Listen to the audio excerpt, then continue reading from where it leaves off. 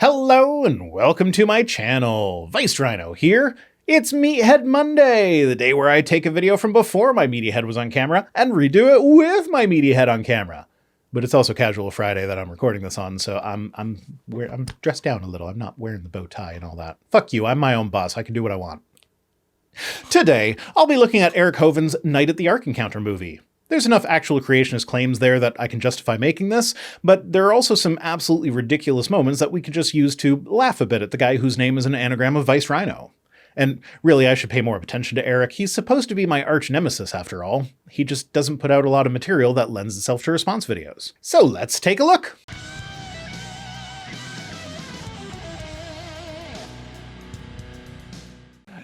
Yeah, this place is amazing. It is, it goes up 3 stories from here. Wow. Oh, apparently 3-story buildings are impressive now. Have these people never seen a skyscraper? You know, the kind of building that is significantly taller than the Tower of Babel was going to be, which ultimately had God come down to confuse our languages because he couldn't have us building towers that could actually reach high enough to get into heaven? Yeah, this story makes sense. You really think a guy that was like 900 years old built this whole thing by himself? No. And no. Oh, so you don't believe it either? I didn't say that. What? Well, he didn't build it by himself. He had family members that could have helped out. Unless Tim is talking about his 3 sons, it's pretty mean of Noah to get his family to help him build an ark, only to leave them to drown when it's done. And 3 people doesn't really make that more plausible here, because as small as the ark is compared to modern ships and buildings, it still was quite big, and there's no way that 4 guys could have built the whole thing on their own. He could have hired construction crews. And you know what? Think about that. That would have given him an opportunity to warn people about the coming flood. He hired construction crews from a workforce that is described by the story that you guys want me to take literally here as being so wicked that every intention of the thoughts of his heart was only evil continually. Tell me, how does one build the ark that is going to be humanity's salvation, but evilly? Also, I'm not sure where you're getting from the story that Noah tried to warn others. Wouldn't that go against God's wishes, since God had already decided to flood the earth when he told Noah about the coming flood and the need to build an ark? That would then give these wicked people that God wants dead time to prepare and potentially survive. It seems to me that the goal for Noah's preaching would be repentance, right? But there was no chance of everyone repenting and turning aside God's wrath, so at best, this could mean that he would offer them a spot on the ark, which God wouldn't allow because he already explicitly told him to only take his wife, his kids, and their wives. So yeah, this story just doesn't add up. And the Bible doesn't say he was 900 when he built it. He was in his 500s. Oh, yeah, totally. A 500-year-old man building a giant boat by hand makes a lot more sense than a 900-year-old man. Well done, Jim. They've got Tim and Eric playing Jim and Derek. Put some effort into this at least. That's just lazy. This is in the Grand Canyon. These are bent rock layers. Do you see these? Yeah. No. Is it easy to bend rock? No. It breaks. Depends on the conditions under which it is bent. Now, it's time to bust out one of my favorite experiments, the melty crayon. So I've said in the past that you can see what I mean here by putting crayons in the oven for a bit to soften them to a point where they are bendy. Well, when I actually did that, I found that it doesn't really work. The oven heats them too quickly, so by the time the middle of the crayon is warm to the point of bending, but not at the melting point, the outer portions of the crayon have already melted away. Not only does that not work for the experiment, but that's also not analogous to the conditions that would lead to bent rocks, or, to be more sciencey, rocks that have undergone ductile or plastic deformation. In an ideal situation for this type of deformation, the rock would be under very high pressure, buried a couple of kilometers below the surface, and would be subjected to temperatures that are hot enough to make them, well, more ductile, but not hot enough for them to fully melt. This then allows them to bend without fracturing. But that's an ideal situation, and even in that situation, the rock would likely end up at least partially metamorphosed. And there's a lot of bent rock that is not. So what's going on there? Well, not all rocks are created equal. Some rocks are just naturally more ductile than others. And even a cold rock can be bent, at least a little bit, without fracturing. Mudstones and evaporites tend to be more ductile than limestones, for instance. But then, even here, depending on what the cementing agent is that's binding the rock together, there can be differences. Silica, for example, is more brittle than calcite. As a result, the rocks cemented with silica require higher temperatures to undergo ductile deformation than those cemented with calcite. So, depending on the composition of the rock and its individual history, it can bend without fracturing in different conditions.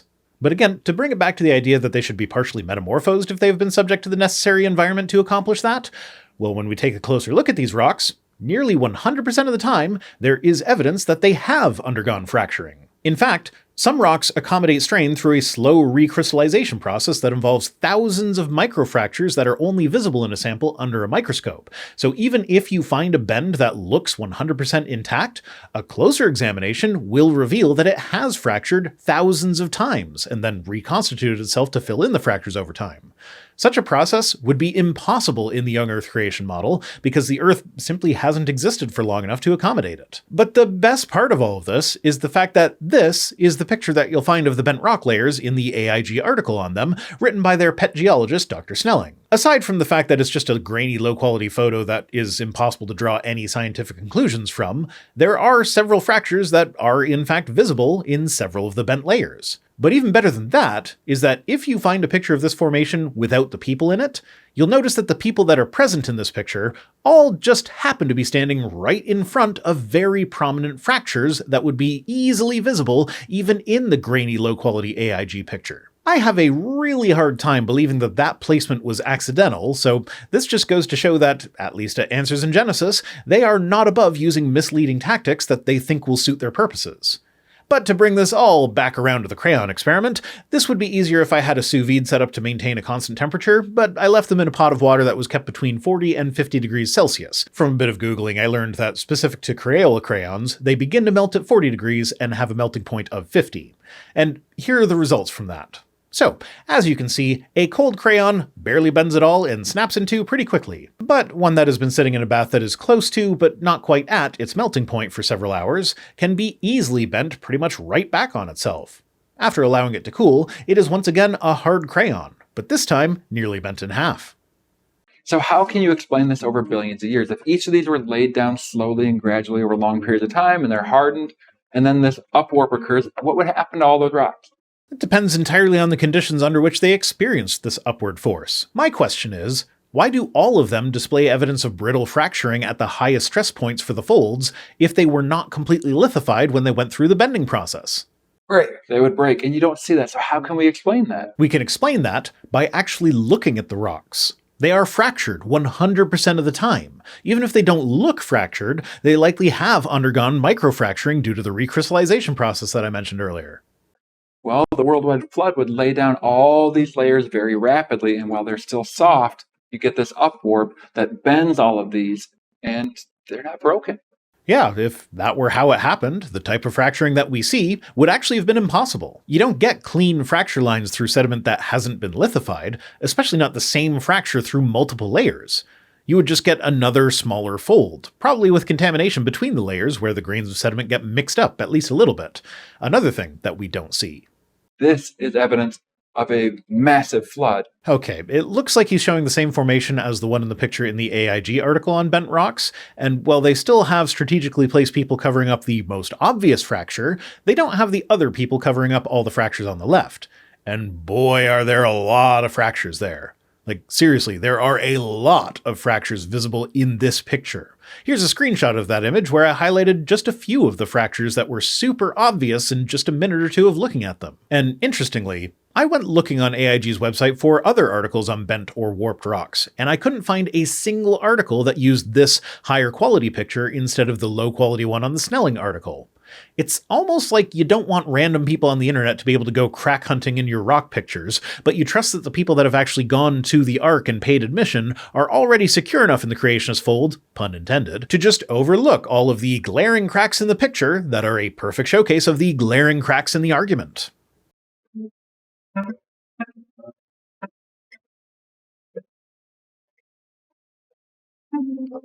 And I left that part in just because it's fun to watch Eric Hovind have a heavy object fall on his face, even if it was obviously just a guy off camera giving him a gentle boop with it. At the beginning of the flood, the fountains of the Great Deep broke open, ripping apart the original continent. The water levels rose globally. Tsunamis battered the land, ripping apart the land, dragging it into the sea. Wait, you guys think the continents were floating on water and could just sail around at sea? That has to just be a botched line that they didn't reshoot or something. There's no way they actually think that, because then the flood wouldn't have actually flooded the land. The land would have just floated higher as the water levels rose. During that initial 40 days and 40 nights of torrential rain, creatures from all around the globe were being drowned in the floodwaters. Waters covered the mountains to a depth of 15 cubits, about 22 feet. A depth that would require an amount of water that does not exist on the Earth, even if the highest mountain on the Earth at that point was Mount Ararat rather than Everest. I'm not going to do the calculations again here, but I will leave a card to a video where I went over some of that. Huge chunks of that land that had been ripped apart are now colliding underwater, creating some of our mountain ranges. Yes, in a process that would have released enough energy to turn the entire Earth into a big molten ball that would take millions of years to cool. And that's not even according to mainstream geologists. That's according to the young Earth creationist geophysicist John Baumgartner, who concluded the paper by essentially saying, yeah, we need to stop worrying about making the science fit where it doesn't and just come to grips with using magic as the explanation. Obviously, he didn't say it in quite those words, but that is essentially his point. When your own scientist concludes that it is impossible without making fundamental changes to the laws of physics, then maybe don't try and present your ideas as though they are supported by science. We've done all the calculations. We figured out how much water they need, how much food they need. And so you figured out that it was way too much?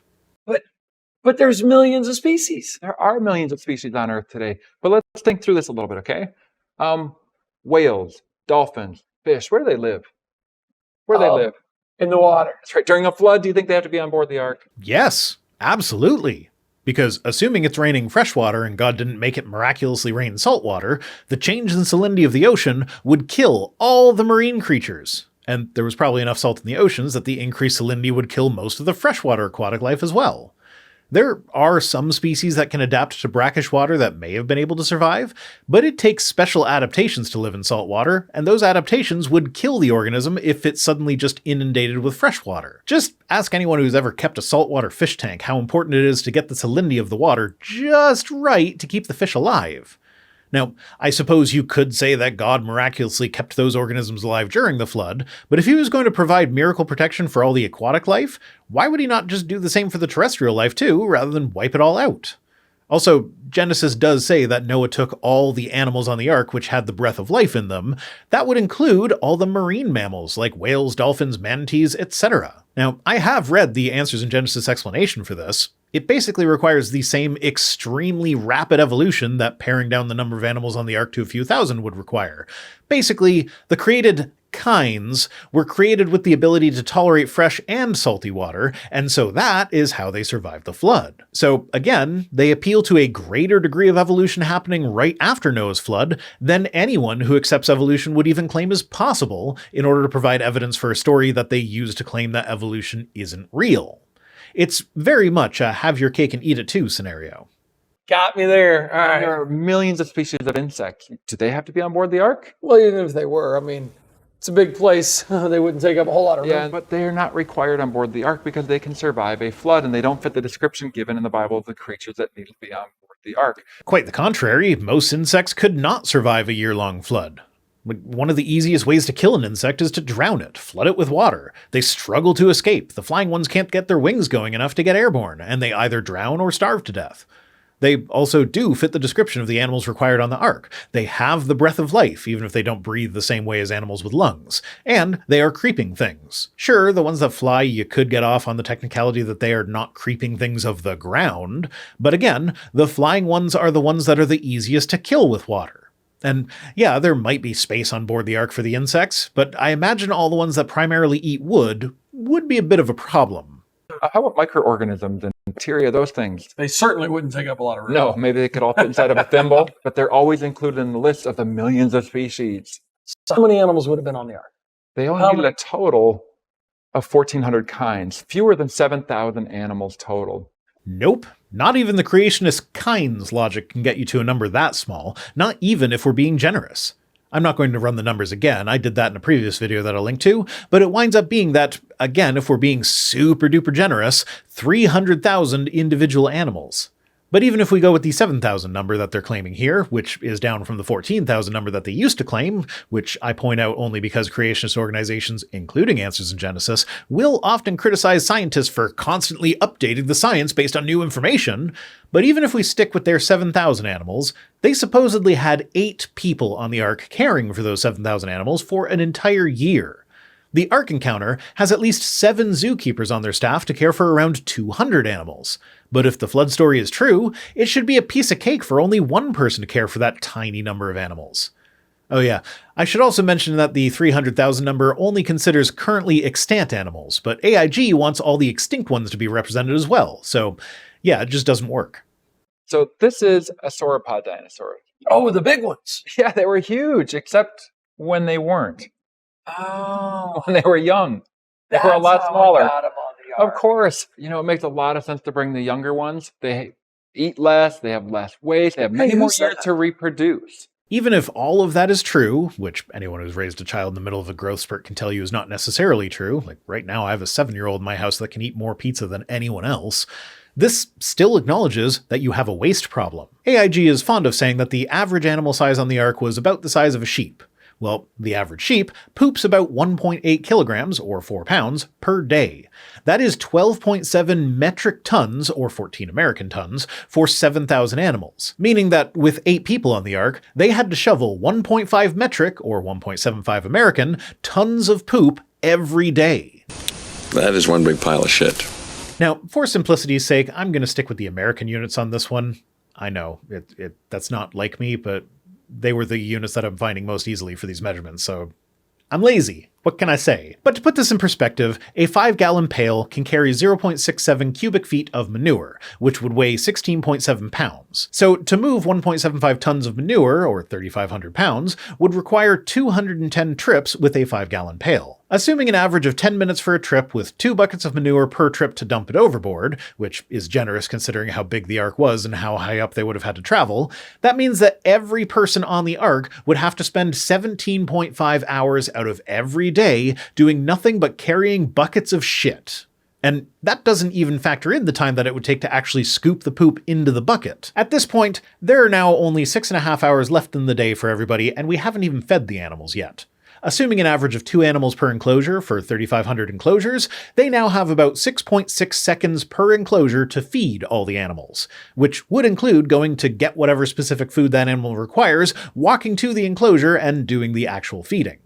There is literally not enough time in the day for these 8 people to have cared for 7,000 animals, much less the more than 300,000 that would have actually been represented given how the creationists typically define kind.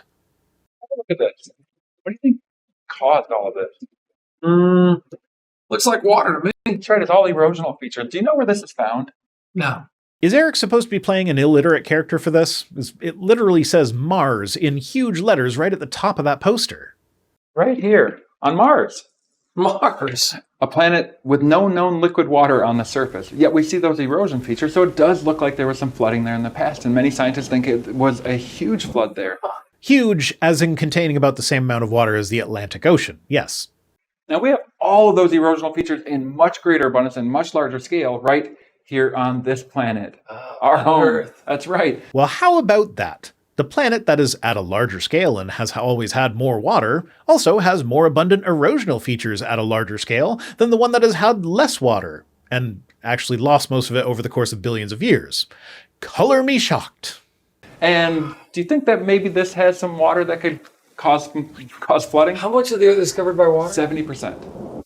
Okay, but again, as calculated in one of the videos that I've already linked to, it turns out that you need about 7 times the current amount of water available on the surface. That's oceans, lakes, ice, water vapor, everything, in order to actually flood the whole planet. Just because there's a lot of water there doesn't mean it's enough to cover the whole thing. So why are so many unwilling to accept a major flood, a global flood here on Earth, but they're willing to accept one here on Mars? You know why? Because the evidence points to a lot more water having been on Mars in the past, but to Earth's water levels remaining relatively stable? I wonder if they're actually going to address how Mars lost its water, because that is something that definitely doesn't fit with a young universe. Okay, at this point I was going to play a bit more of their video and then just say, no, I guess they're not, but they literally just say it shows their bias and then move on as if they've made a point. Okay, so What happened to all of the water on Mars? Well, let me tell you. The prevailing hypothesis for years has been that the low gravity of Mars allowed water vapor in the atmosphere to be blown away by solar wind, and that certainly has happened to an extent, but more recent evidence suggests that because Mars is less geologically active than the Earth, the water was slowly absorbed in various rocks and minerals as they were forming. Many types of rocks contain water in various forms, or at least the molecules that, when released, will make up water. Earth's geology constantly recycles this water, bringing it back to the surface periodically. Mars does not, so as the water on the surface interacted with the various minerals, it just gets absorbed and stays absorbed. It's hard to calculate how much was absorbed as opposed to being lost to space, but either process would require billions of years in order to happen.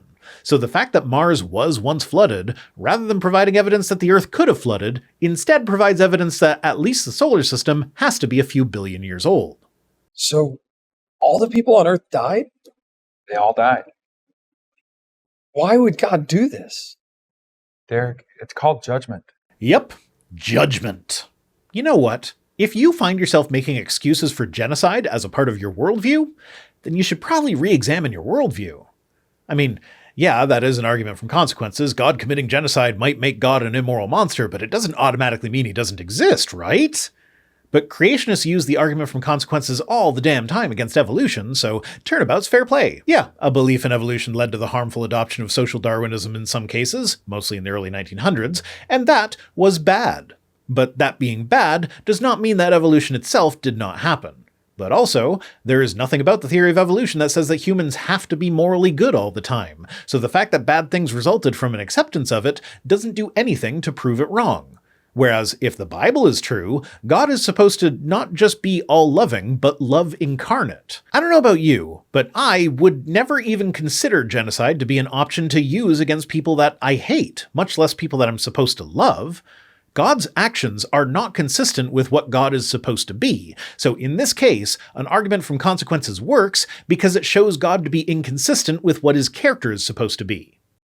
Listen to a few verses from Genesis 6. Then the Lord saw that the wickedness of man was great in the earth, and that every intent of the thoughts of his heart was only evil continually. Yeah, and according to you, Noah hired these evil people to build the bloody ark in the first place. I'm skipping the rest of this, but I did want you guys to see the little diorama they have of evil. It is just delightful. Like, it's just a party where women in the equivalent of bikinis are dancing, and there's food and alcohol. Remember when Jesus turned water into wine in order to keep the party going longer?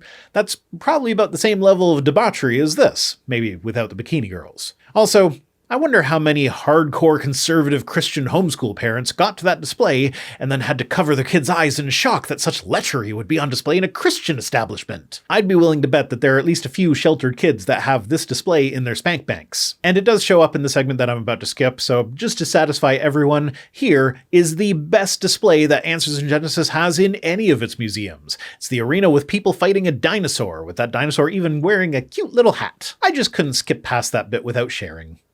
So, the world was really bad. Wait a minute. The world today's pretty bad. Doesn't this world deserve to be judged again? Given the story that we're in the middle of hearing, that is Eric saying that he thinks that everyone on Earth right now deserves to be executed. Everyone. Guys, gals, non-binary pals, and babies. But I'd be willing to bet that Eric calls himself pro-life. Also, I find it amusing that if you watch one of the discussions that he had with Paulogia, at one point he tried to poke holes in secular humanism by making up a hypothetical where it is agreed that it would make life objectively better if we Thanos'd half the population away. Clearly, that's immoral, but that is something that could potentially be okay in secular humanism. And if we ran the numbers and said, listen, by eliminating, let's just say 4 billion people right now, which is a lot of people, by eliminating 4 billion people now, we'll eliminate them in a way that doesn't hurt them at all. We can cease them to exist, or, it's all just put to sleep. That way there's no pain. It's just, wow, you're just put to sleep. And I ran the numbers and said, but then over the next 1,000 years, we're going to have 300 billion individuals living in a society that is way better off. Their individual flourishing is going to skyrocket.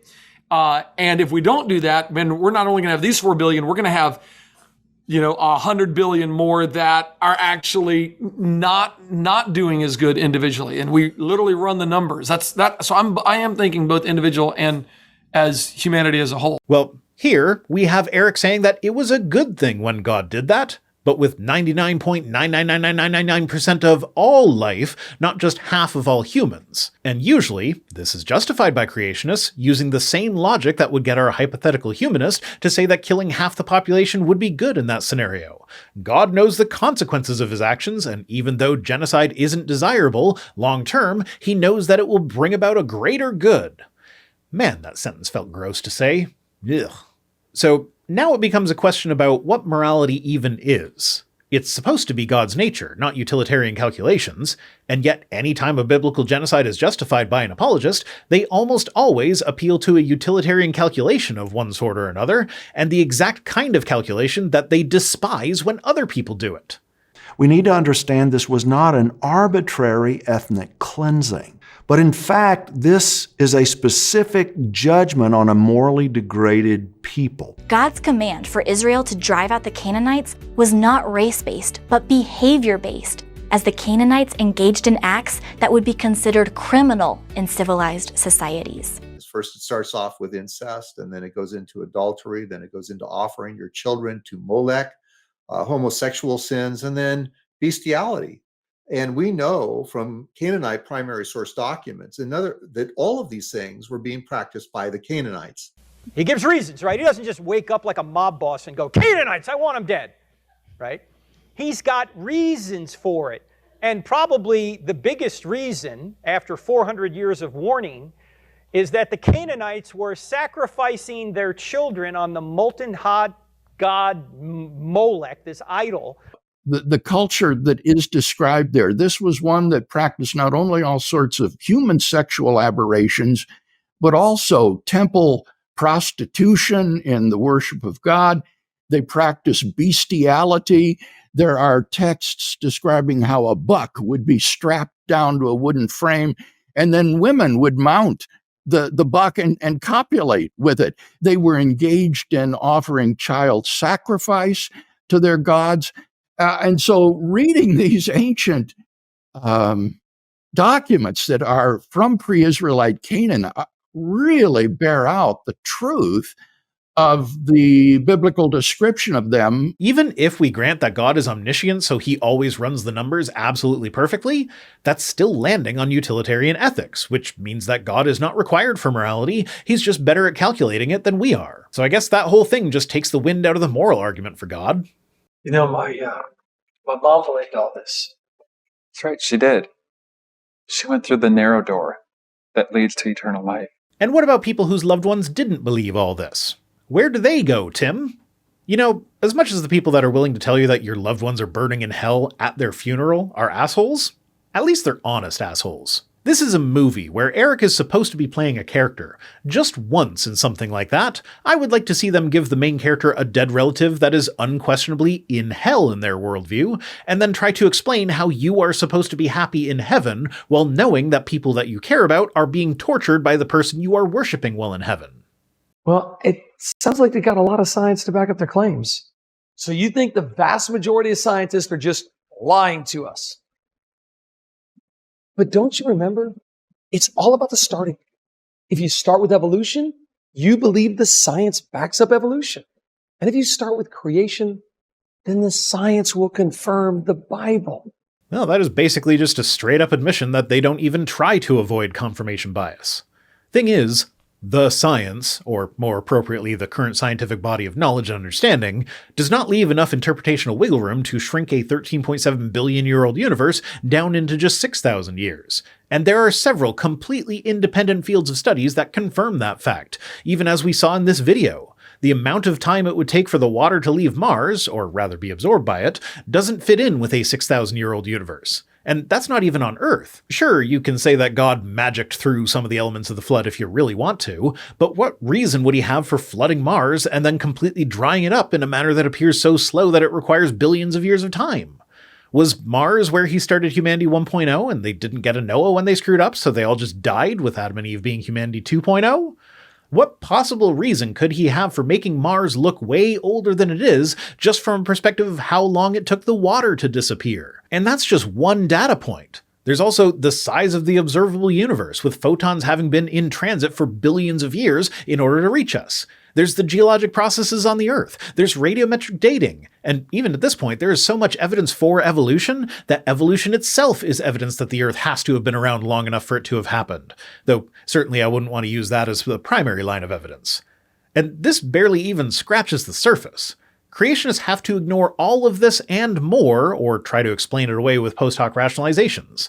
Never has creationism been successfully used to make any scientific prediction, whereas conventional science has made and confirmed all kinds of predictions, from the cosmic microwave background radiation, to figuring out how far down you'd have to drill in a glacier to find ice with certain specific characteristics, to figuring out where on the Earth and in which rock layers you would find an animal like Tiktaalik, and more.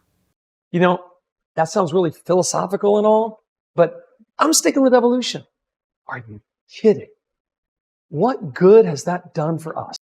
And there is the argument from consequences. Evolution doesn't need to have done you any good in order for it to be true. In fact, I wish we were specially created. Then I'd have less back and knee pain. I wouldn't need glasses. I wouldn't need to spend all day walking on a treadmill. Well, the treadmill's broken now. It keeps trying to kill me. But yeah, that would help me avoid the increased risk of things like blood clots and heart disease that come from sitting all day, which I am currently doing because my treadmill keeps trying to kill me. Maybe we could have been designed to need less sleep so we can actually enjoy more time being conscious. Hell, I'd be happy if we were designed without the need for sleep in the first place. It seems like such a waste to just have to lie there not doing anything for several hours out of every day. I could get so much more done if I didn't need to sleep. So, yeah, seems like being specially created would have been a hell of a lot better for us than evolution. Unfortunately, the reality of the situation is that we did evolve, and so I have to deal with all of these issues that mostly exist because evolution isn't so much survival of the fittest, but the survival of the good enough. It just needed to make organisms that are good enough to pass their genes down to the next generation, and after they've reproduced, it doesn't much matter what happens. Humans are actually fairly lucky to be a social species, where it can be helpful to have grandparents that help care for the children, because that at least puts a little bit of selection pressure on us to live longer. But there are diminishing returns there, so aging ends up being a very painful process that is almost guaranteed to end in cancer if it goes on for long enough. And that's it for this one. There is an after-credit scene that I could address, but it just goes in a completely different direction, talking about how he doesn't consider humans to be apes and doesn't think that Lucy represents one of our evolutionary ancestors. I already have plenty of material on that, so it's not really necessary to essentially start another video at the end of this one, so I'm not going to.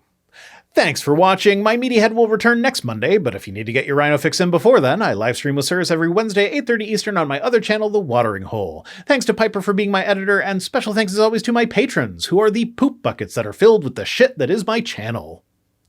I'm great at analogies. If you'd like to keep this shit train rolling, choo-choo, motherfucker, you can join us on Patreon for as little as $1 per week over at patreon.com/ViceRhino, or by supporting the channel in one of the other methods that can be found at links.vicerhino.com, which is also where you'll find links to my other projects. If for whatever reason you want to send me stuff, my P.O. Box address is in the description. See you next time!